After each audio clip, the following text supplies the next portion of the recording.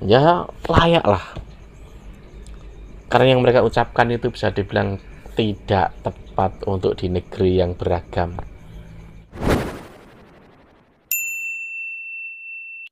Assalamualaikum, selamat malam. Semoga keberkahan keselamatan selalu menyertai kita semua. Soal Muhammad Kc, sebenarnya saya mau membuat video soal ini lama, nunggu momen saat ada sisi keadilan. Dalam artian apa? Ada yang lainnya yang ditangkap. Sebenarnya apa? Kesalahannya itu hampir sama, cuman beda saja dikit. Kalau saya lihat itu lebih, misalkan Kc itu ya, itu lebih kepada pelecehan. Mungkin kalau penghinaan, mungkin pasnya ya melecehkan itu. Kalau si ZW ini, mungkin dua-duanya. Sesungguhnya apa tuh yang mereka cari itu? Tentu lewat media medsos ataupun lewat YouTube, ketenaran. Banyak kok orang yang bermain YouTube tuh cuma pengen tenar itu, lalu dia melakukan sesuatu hal yang bisa dibilang menabrak atau kontroversi. Harusnya kalau mencari ketenaran atau misalkan mencari tambahan penghasilan, janganlah terlalu begitu, terlalu kontroversi atau terlalu, bisa dibilang apa ya, merugikan pihak lain. Itu jangan. Kalau kritik agak keras sedikit nggak masalah, tapi kalau udah ranahnya masuk melecehkan, menghina, belak-belakan begitu, jangan gitu loh, kurang tepat. Kalau menurut saya dua-duanya ini merugikan apa? Merugikan kedamaian di Indonesia. Walau dari imbas kata-kata mereka tuh belum bisa dibilang belum terbukti, tapi api panas perdebatan caci maki itu banyak, sangat banyak, jelas merugikan lah. Dan yang paling dirugikan tuh dari mereka tuh apa?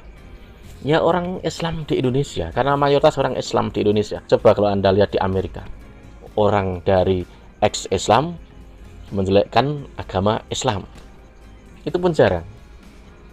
Dan khusus di Indonesia yang rugi ya orang Islam, terutama orang Islam. Tapi walaupun begitu, Islam tidak akan rapuh atau Islam tidak akan terkotori oleh tingkah laku mereka. Justru efek yang berbahaya kemana? Ke manusia yang menonton mereka itu. Akan banyak kebencian atau sumpah serapah ke orang lain, ke agama lain. Padahal batas-batasnya tuh ada. Kalau saya ngelihatnya mereka tuh orang-orang sedang, orang-orang sakit lah. Kata-kata mereka itu kayak ini loh, kurang bahasan yang lebih luas. Kalau misalkan dia ini orang Islam jadi Nasrani, cobalah dia bicara tentang agama Nasrani, nggak usah nyinggung Islam. Atau misalkan orang dari Nasrani dia menjadi mu'alaf, nggak usah lah nyinggung agama Kristen, itu nggak perlu. Anda mending teramah dengan agama Islam saja, udah itu. Ketauhidan tuh luas, ketauhidan tuh ada tersendiri, nggak perlu nyinggung agama lain. Toh Anda sendiri di Islam itu dulu, Anda belum kadar ilmu Anda belum teruji. Atau misalkan Anda mau tahu tentang rahasia-rahasia di Islam, Anda pun saya yakin belum tahu. Itu susah diungkapkan dengan kata-kata gitu loh. Mereka ini saya pikir ini lebih, kalau di YouTube lebih mengejar inilah pengikut, subscriber. Dan yang kedua,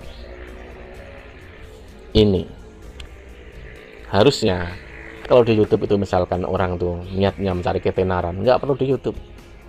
Atau mencari uang dengan cara ada kontroversi, harusnya nggak perlu. Kan ada dulu di Islam juga itu kan, orang Islam dia mencoba menyindir istrinya seorang Habib, padahal dia masih cek-cek.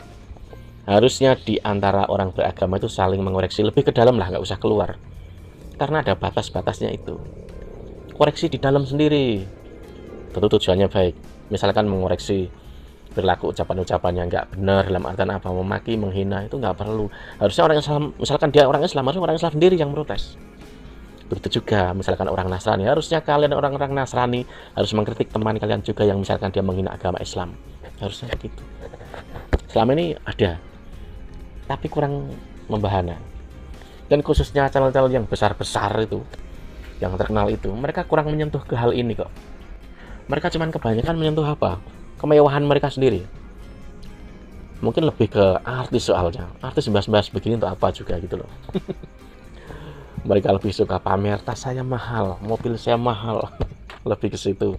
Atau jam saya yang mahal, lebih ke situ mereka. Yang jelas kalau mereka dapat bonus dari kepolisian, dibui atau diproses, ya layak lah. Karena yang mereka ucapkan itu bisa dibilang tidak tepat untuk di negeri yang beragam.